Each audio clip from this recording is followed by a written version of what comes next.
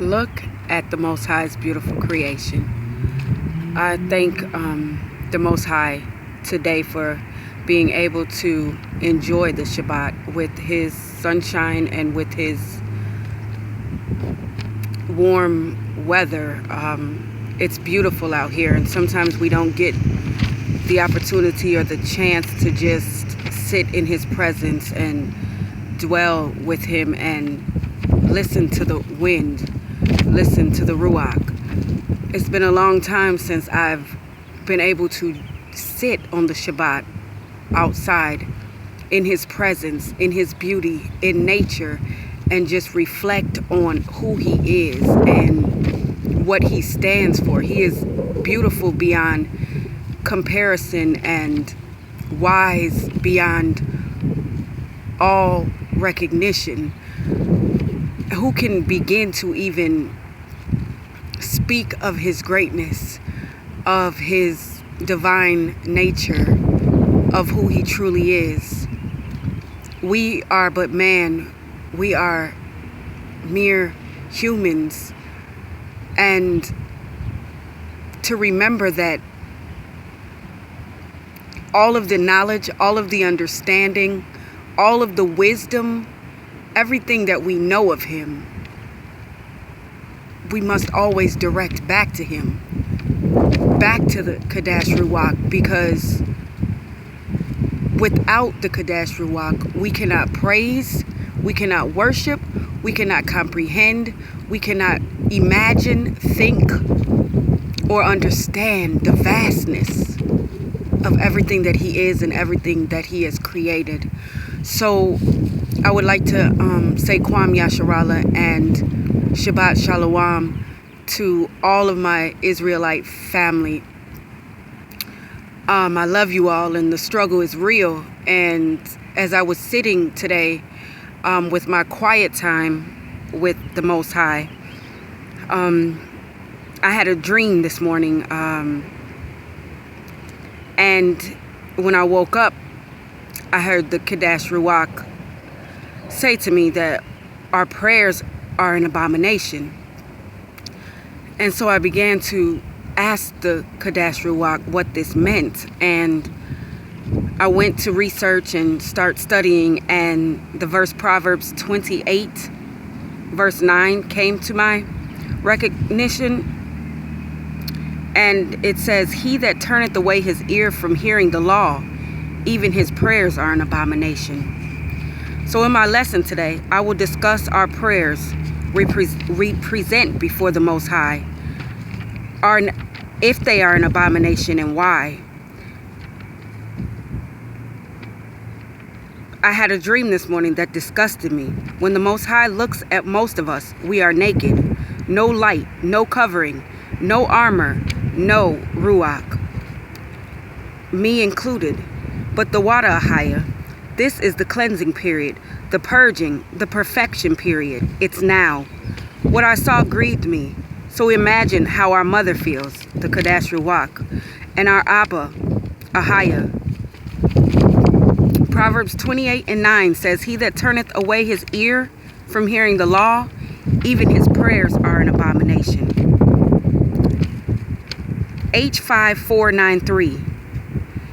The Hebrew meaning for the word turneth is sor, to turn aside, depart, turn into, sin, the wicked way, road of destruction, death. This is where we go when we turn away from the law and the prophets. To be removed, to come to an end, remove, take away. That's why David cried in Psalm 51, "Please do not take your Kadash Ruach away from me." I encourage all of us to re-examine ourselves. I know, everyone says it's not me. I'm following the law, statutes, and commandments. But somebody has to be a part of the 2/3. David made it unto death, and even he had to pray this prayer. We can fool each other, Yasharallah, but we cannot fool the one who knows each of us distinctly and perfectly. Back to H5493, turneth. to take away, put away, depose, leave undone, retract, reject, abolish, to be taken away, to turn off, bring, call back, decline, depart, eschen. Go back to this word, which means to turn aside, deviate from the right way and course. The light has always been the way, the right way. To turn oneself away, to decline, avoid, go out of the way. Depose, H5182, Nakath. It means to descend, to be deposed, to be cast down, carry, to bring away, to go down, press down, stretch, to bring down, settle. So verse 9, he that turneth away his ear from the law, even his prayers are an abomination. Ear in Hebrew, H241. Let's take a look at it. Ozen means to reveal.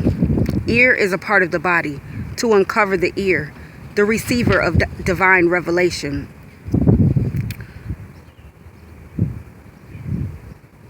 To uncover. So for about 3 weeks now, Yasharala, I've been having a problem with my right ear, and it's literally almost closing, and I'm not able to hear correctly out of it. And I've been asking the Kadesh Ruach why. Spiritually, what could this meaning be? And as I've been researching and studying this morning and learning that the ear is the way to hear divine revelation. And when we begin to turn back because of tests and trials and things that happen in our life, and people letting us down, and people not understanding us, and us not understanding someone else, we begin to become desensitized to the Kadesh Ruach and the hearing of revelation.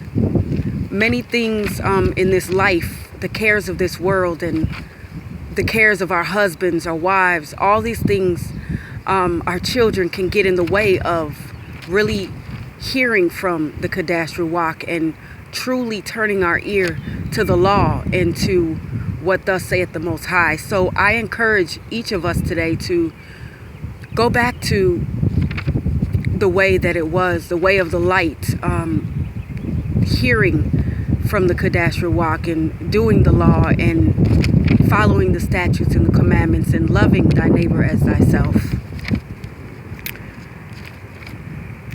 The ear also represents to show respect to a person.